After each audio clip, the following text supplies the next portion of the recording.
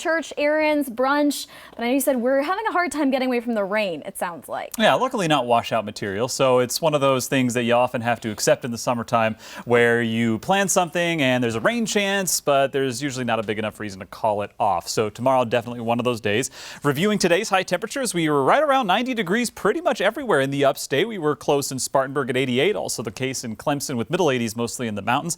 We're dry, that's where we are in western North Carolina. Meanwhile, in the upstate, we've got just a couple of dwindling showers in Oconee County, also a couple of south 85, but as you can see, those are just down to just a few sprinkles, so not much work left with these showers the rest of the evening, which is perfectly depicted on FUTURECAST. Notice we start the day dry tomorrow with a good mix of clouds and sunshine. Then by early afternoon, noon 1 o'clock, we see showers develop in the mountains and then more develop and become scattered in the upstate later in the afternoon. So I think we're going to see early afternoon, noon 1 o'clock, we see showers develop in the mountains and then more develop and become scattered in the upstate later in the afternoon. So I think we're going to see a little bit more storm coverage on the radar tomorrow compared to today, but not by much. So by 8, 9 o'clock, we'll have some stragglers kind of like we did today, and then they should be out by tomorrow night.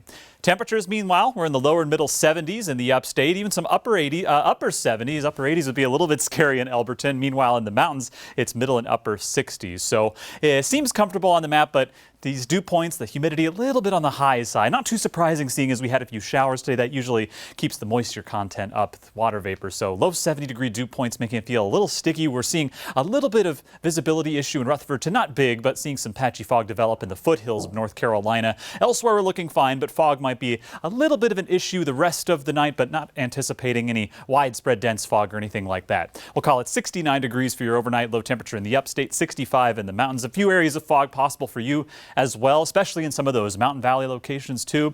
And I think we'll see a little sunshine tomorrow and top out at 87 degrees. That's before those scattered showers and thunderstorms develop. Mountains, it's a high of 82, so probably just a couple degrees shy of where we were today, but that humidity is probably going to make it seem about the same. So not too terribly different of a forecast. That's why we're going to keep it the same at a 7 out of 10 on the Carolina Sky Meter.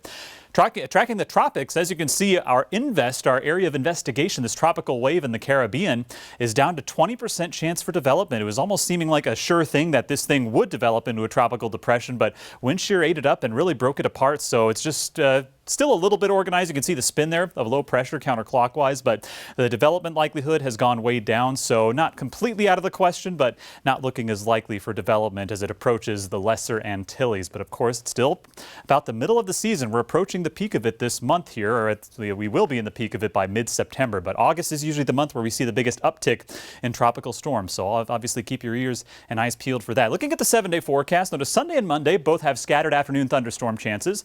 That system moves out. That dries us up a little bit more for Tuesday. Beautiful day there. We have another quick system Wednesday. That'll put us back up to spotty to scattered afternoon showers and thunderstorms. After that system moves out, that's going to dry us up, but also heat us back up to 90 degrees. Just a pop-up shower or storm. That's pretty much going to be the case Thursday through the first part of next weekend.